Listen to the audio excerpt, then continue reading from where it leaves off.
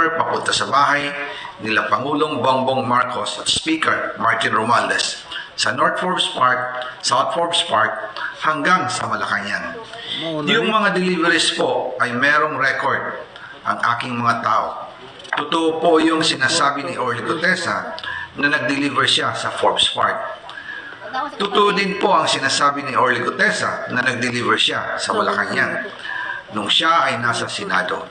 Para mapatunayan ang mga litrato na deliveries ay lalabas ko po together with this video. Ito naman nila.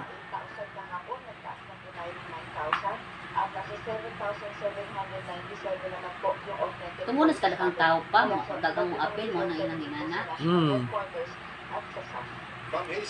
Preparasyon na niya kay Basig. Pag-open ang ato, ati, pag-isindi na mo.